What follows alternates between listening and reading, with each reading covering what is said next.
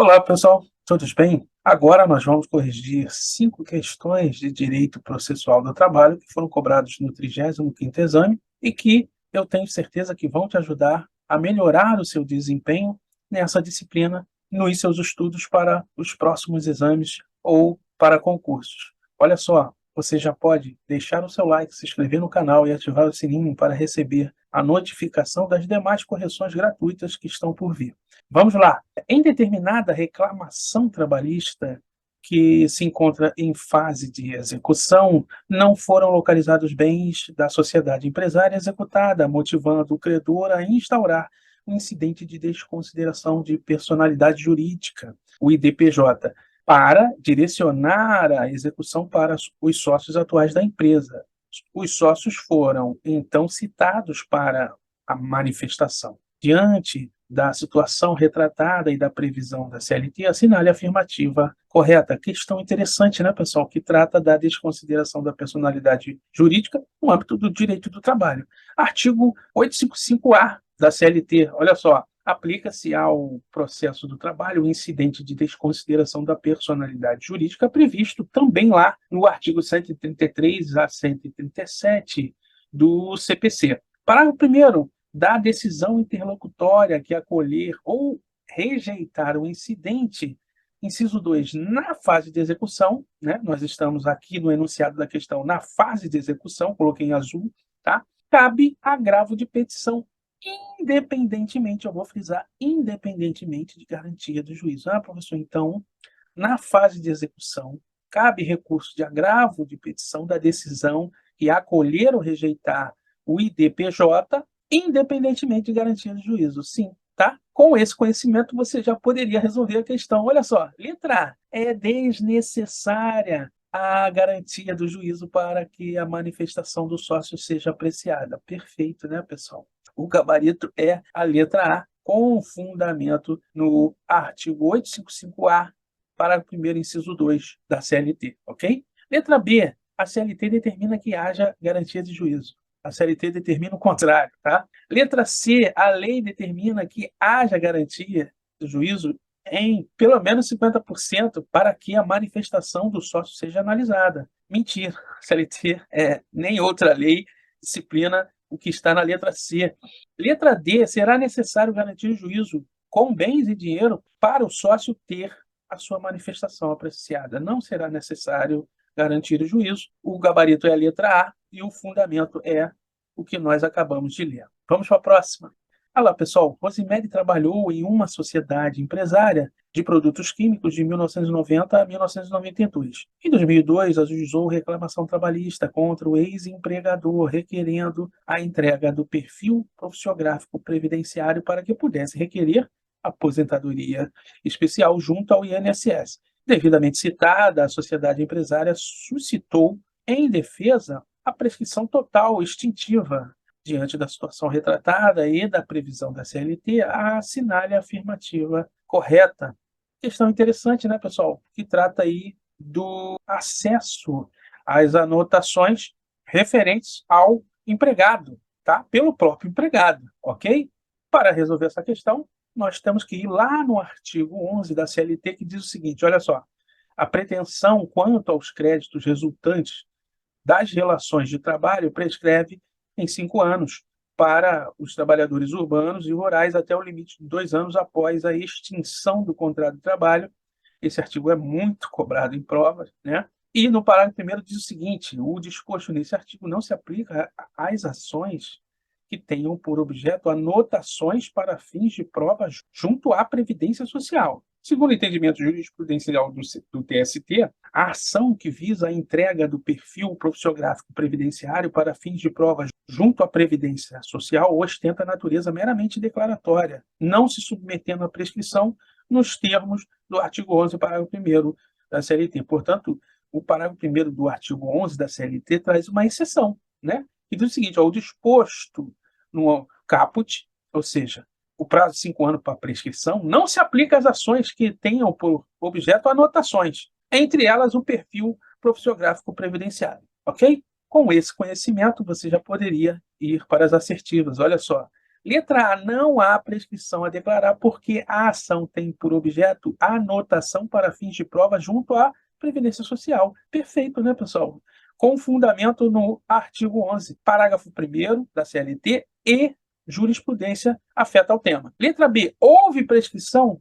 Não, em relação ao acesso ao perfil profissiográfico, ainda que mais de 20 anos depois, não houve prescrição, ok?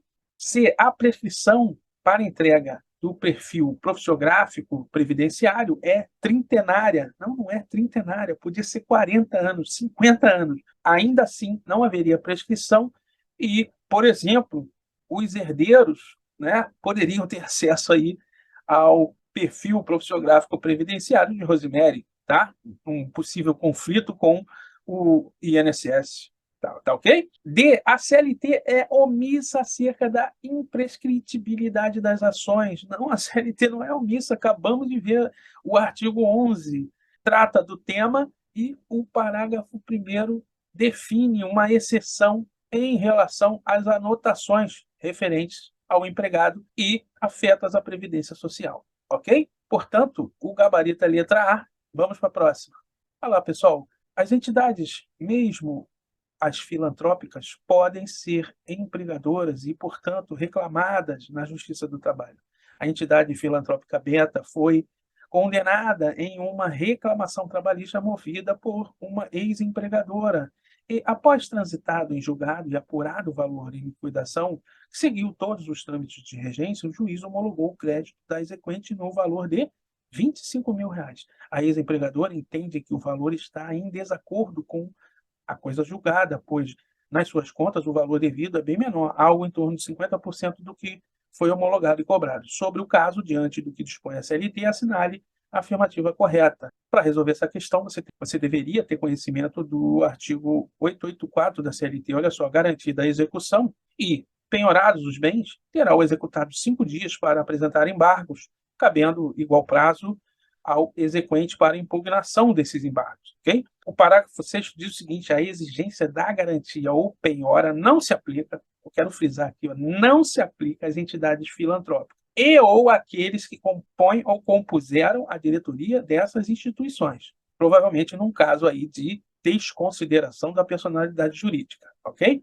Visto isso, nós já podemos ir para as assertivas, olha só. Para ajuizar embargos à execução, a entidade que no enunciado foi especificamente frisado que é filantrópica, não à toa, né? Por ser filantrópica, diz aqui a letra A, não precisará garantir o juízo, de acordo com o parágrafo 6º do artigo 884 da CLT, ok?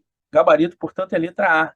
B, por ser entidade filantrópica, a lei expressamente proíbe o ajuizamento de embargos à execução. Ou seja, absurdo. Por ser entidade filantrópica, ela não pode se defender de uma execução. É um absurdo, né? C, é possível o ajuizamento de embargos, desde que a entidade filantrópica deposite nos autos os R$ 25.000. Mentira, o parágrafo 6º excepciona especificamente as entidades filantrópica, dessa garantia ou penhora. D, os embargos somente poderão ser apreciados se a entidade depositar o valor que reconheça devido, né? Por exemplo, no caso, o enunciado disse que ela considerava devida a metade desse valor, né? R$ 12.500. Entretanto, para embargar o valor apresentado pela ex-empregada, não precisa garantir o juízo, tá bom?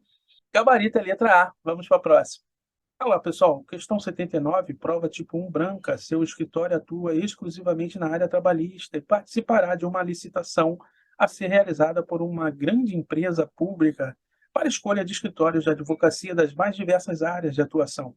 Assim sendo, a fim de elaborar a proposta a ser enviada para a licitação, você foi incumbido de indicar quais processos seriam da competência da Justiça do Trabalho. Diante disso, considerando o entendimento jurisprudencial consolidado do TST, bem como a Constituição da República Federativa do Brasil, são de competência da Justiça do Trabalho. E aí a questão pretende aferir o seu conhecimento sobre a competência da Justiça do Trabalho, tá? Entre as assertivas, na letra A, ele pergunta o seguinte: são da competência da Justiça do Trabalho as ações relativas às penalidades administrativas impostas aos empregadores pelos órgãos de fiscalização nas relações de trabalho, né? Os fiscais do trabalho, né? Que realizam esse tipo de fiscalização e, por vezes, aplicam autos de infração referentes às obrigações das empresas, tá? E, sim, lá no artigo 114 da Constituição, diz o seguinte, ó, compete à Justiça do Trabalho processar e julgar as ações relativas às penalidades administrativas impostas aos empregadores pelos órgãos de fiscalização das relações de trabalho. Portanto, o artigo 114, inciso 7º, corrobora o que está na letra A. O gabarito, portanto, é a letra A, tá?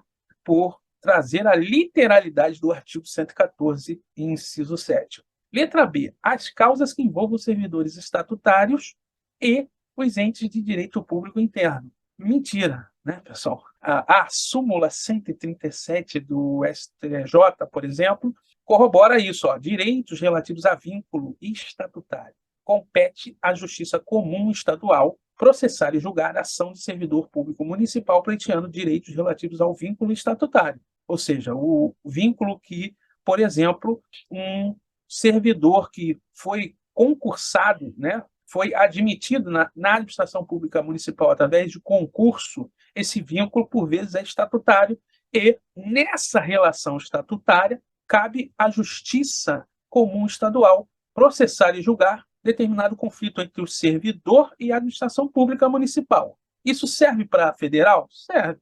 Cabe à Justiça Federal processar e julgar a ação do servidor público federal pleiteando direitos relativos a vínculo estatutário.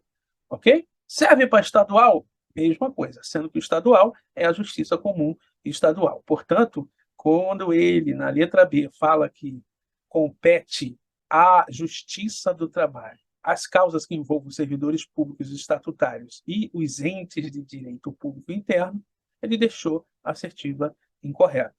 C. Os conflitos de competência instaurados entre juízes do trabalho e juízes de direito da Justiça Comum Estadual.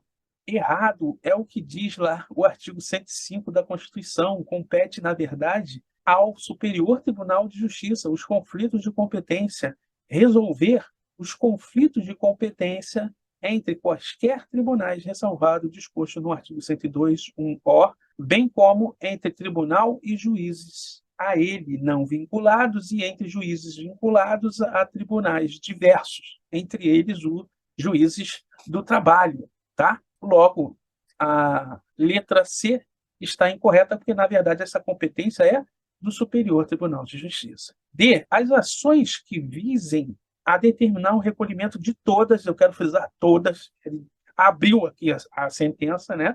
Todas as contribuições previdenciárias oriundas das relações de emprego. Mentira, súmula 368 do TST diz o seguinte, ó, a Justiça do Trabalho é competente, sim, para determinar o recolhimento das contribuições fiscais. A competência da Justiça do Trabalho, entretanto, quanto à execução das contribuições previdenciárias, limita-se às sentenças condenatórias em pecúnia que proferir, tá? Então, na verdade, há uma limitação às sentenças condenatórias que proferir, e não todas, como quis te enganar o examinador na letra D. Gabarito letra A. Vamos para a próxima.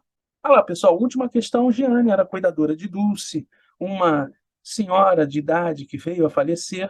A família de Dulce providenciou o pagamento das verbas devidas pela extinção do contrato, mas logo após, Giane ajuizou ação contra o espólio, postulando o pagamento em dobro de 3 períodos de férias alegadamente não quitadas. Designada a audiência, a inventariante do espólio informou que não tinha qualquer documento de pagamento de Giane, pois era falecida quem guardava e organizava toda a documentação.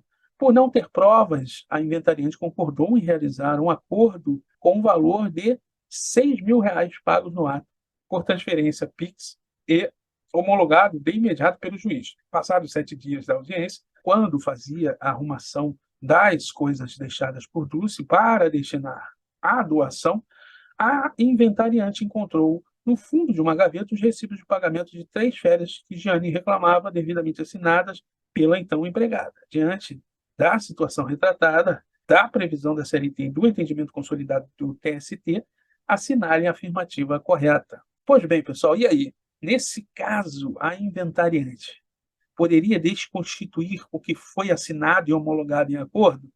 Sim, poderia, ok?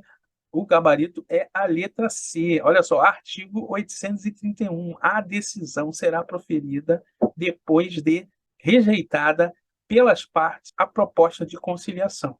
831 da CLT, tá? No caso de conciliação, o termo que for lavrado valerá como decisão irrecorrível. Então, a regra é a irrecorribilidade, né, dos acordos homologados na Justiça do Trabalho. Entretanto, todavia, né, há exceções e a súmula 259, né, após a provocação do TST, traz o seguinte verbete, ó, só por ação rescisória é impugnável o termo de conciliação previsto no parágrafo único do 831 da CLT, ok? Então, por ação rescisória é impugnável sim o termo de conciliação previsto no 831, que é o que aconteceu aqui no enunciado da questão. Letra A. Nada poderá ser feito pela inventariante porque o acordo foi homologado, faz coisa julgada material. Mentira, né? Poderá ela ajuizar ação rescisória. B. A parte interessada poderá interpor recurso ordinário contra a decisão homologatória. Não, não porque já havia transitado em julgado e o recurso ordinário não serve para atacar coisa julgada, ok? A letra C, a inventariante poderá ajuizar ação rescisória para desconstituir o acordo. Letra D, deverá ser ajuizada ação de cobrança contra a Giane para reaver o valor pago. Não há que se falar em ação de cobrança sem que haja desconstituição via ação rescisória antes, ok? Então, a letra C é o gabarito da questão porque está de acordo com a súmula 259 do TST. Com isso, pessoal, nós terminamos aí a correção de 5 questões de direito processual do trabalho. Espero tê-los ajudado nos seus estudos. Um forte abraço. Até a próxima.